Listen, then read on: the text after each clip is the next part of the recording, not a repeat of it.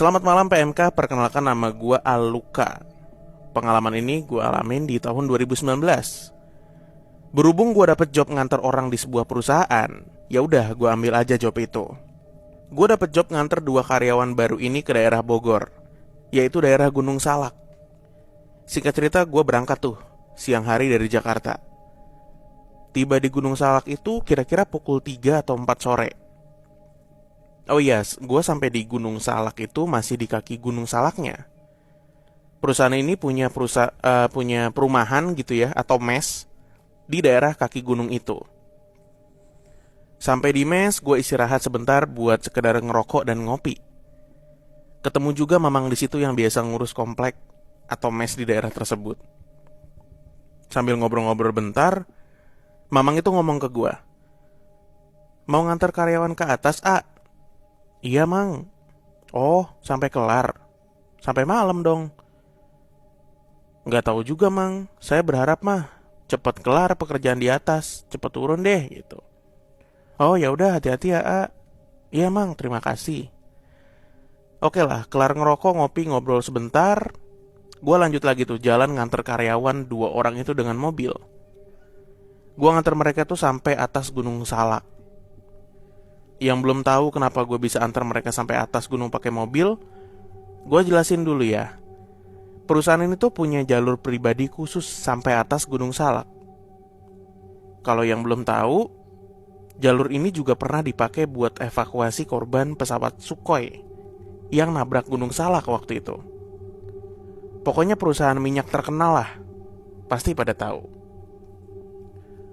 Oke, lanjut. Gue jalan tuh lewat jalur tersebut sore hari. Masih cerah lah, belum gelap.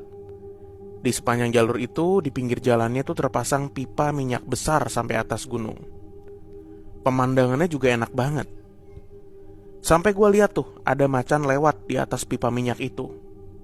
Beneran macan ya, karena wajar aja di hutan dan gunung. Macan yang hitam, mungkin macan kumbang. Singkat cerita, gue sampai tuh di atas Gunung Salak nurunin karyawan itu. Sampai di atas pun udah gelap, jam 6 atau jam 7-an lah. Jadi mereka itu ada tugas ngebenerin kerusakan di atas.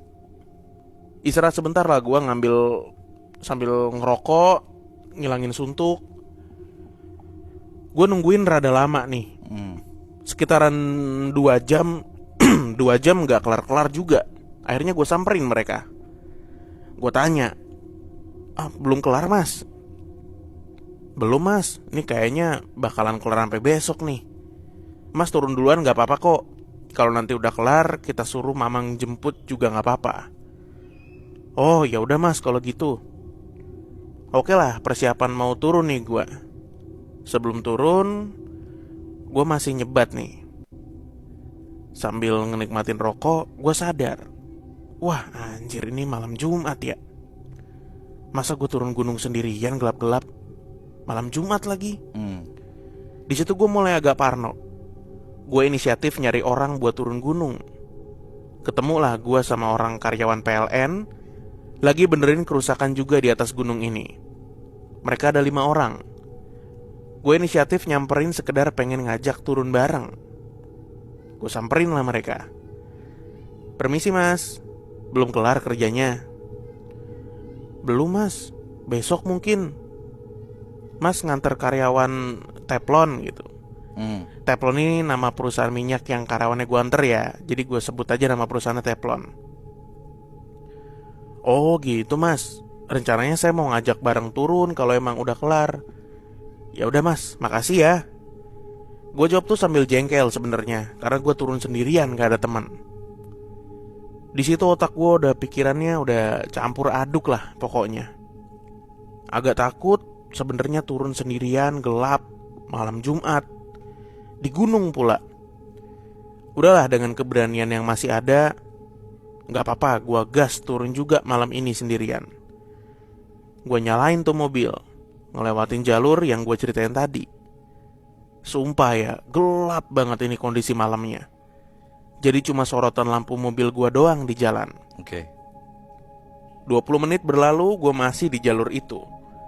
Masih aman nih. Biar otak gue nggak ada kepikiran takut, sambil nyalain musik